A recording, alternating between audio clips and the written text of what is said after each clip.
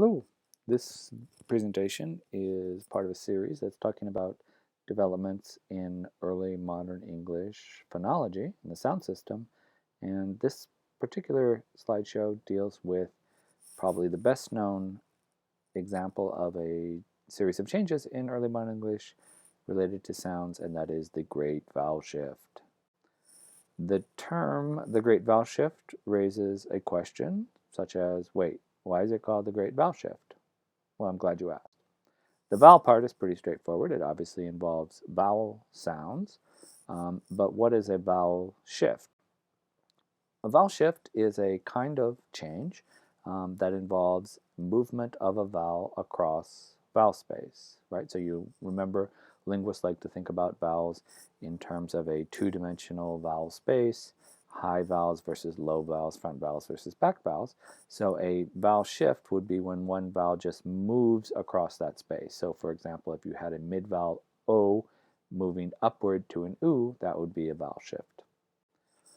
Often in the history of English and in other languages, when one vowel moves in a shift, it is related to another vowel moving in a shift. So vowels move because their neighbors are moving, right? So think about an example like this. Maybe the O raises to an U, but then the open O, the lower vowel, raises up to the O. This would be an example of what we call a chain shift, a chain like a chain of events or a chain reaction. And so a chain shift involves a kind of coordinated series, and it can really happen in different ways. So you could think about O moving up to U, and that creates an open space for open O to rise up into the space that O used to occupy, or it could happen the other way. Maybe open O starts it all off, and it sort of raises up and pushes O out of the way, and then O rises up to U. Both of those would be examples of a chain shift. Finally, why is it called the Great Vowel Shift? Well, it's, as we'll see, pretty darn great. It involves all of the long vowels of English, and it really resulted in a major reorganization of the entire vowel system. It's a series of changes that happened over the course of several centuries, from late Middle English across early modern English.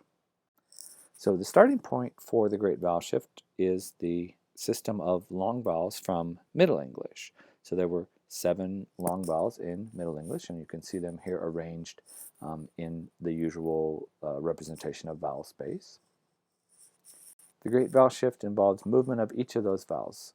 So one piece of this was the movement of the high front E to the center part of vowel space. So E comes to be pronounced as an I. That's a schwa plus an I as a kind of diphthong. So a word like tide becomes tide. Similar kind of change happens with the high back vowel. The U lowers into the middle of vowel space and diphthongizes. And so a word like lewd becomes loud, right? That's a E plus an U, so O. Another part of the shift is the raising of the higher mid vowels. A goes to E, so sweet goes to sweet, and O goes to U, so full becomes full. In the lower part of vowel space, the long A fronts and becomes more of a long A, so tal becomes tal. Then the lower mid vowels, E and O, raise to the spots A and O. So het comes to hate, and bought comes to boat. Then the A, which was previously A, raises to E. So tal goes to tel. Right? That final schwa, the tal, is dropped at some point. It's not part of the Great Vowel Shift, but at some point it's dropped off. Then the A that was originally an E, right? So the word heat in Middle English was het. That previously, as we saw, it raised to hate, and now it raises to heat. So A to E. And then the final piece is the lowering of the diphthongs I and O to I and ow. So the word tide in Middle English was teed. In the early stages, it went to tide, and now it's lowering to tide. And lewd went to loud, and now it's lowering to loud, the way we pronounce it today. This chart from the Britton and Arnovic textbook sort of summarizes the changes in the long vowels, not just from the Great Vowel Shift, but actually from Old English to Middle English, and then from Middle English through the Great Vowel Shift to what we have today. So it's a very convenient table sort of summarizing a lot of these changes. And what I like about it is that it shows you some of the intermediate stages there. So if you just look at that first row, you can see that the Old English vowel E, as in ridan or leaf, was not changed in Middle English.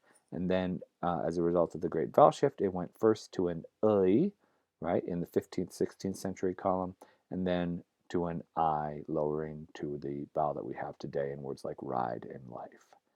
Right? And you can see some of the intermediate changes that we just talked about for the other vowels as well. That 15th, 16th century column is useful because that would represent the pronunciation that Shakespeare had, in case that's relevant for anything you do in life.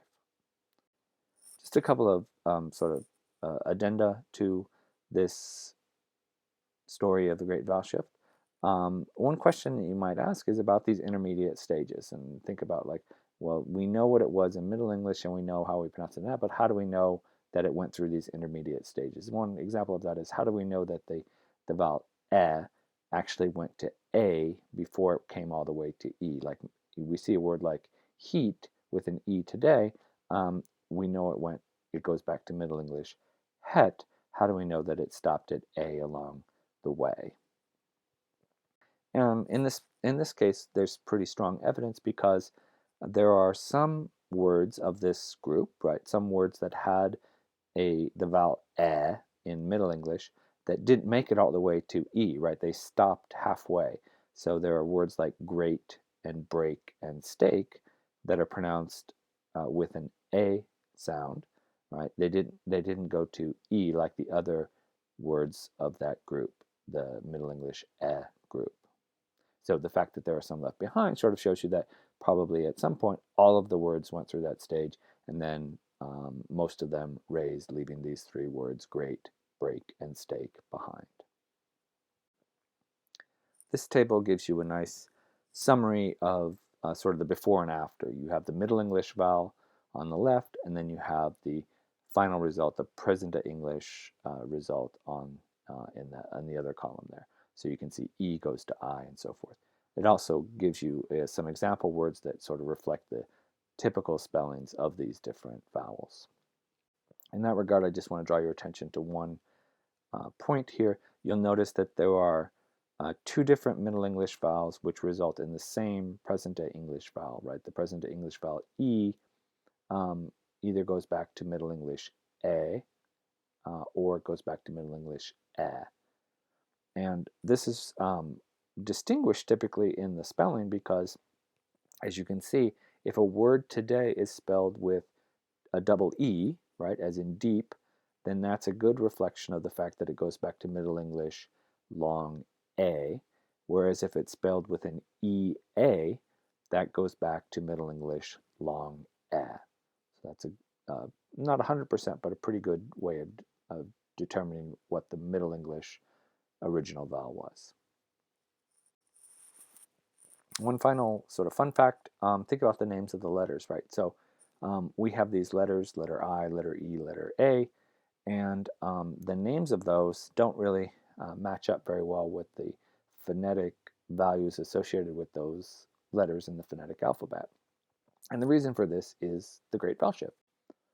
These are words, right? The names of letters are words. So our words I, E, and A all reflect the consequences of the Great Vowel Shift. If we were talking about these letters in Middle English before the Great Vowel Shift, then we would call the letter I, we'd call it E. We would call the letter E, we'd call it A.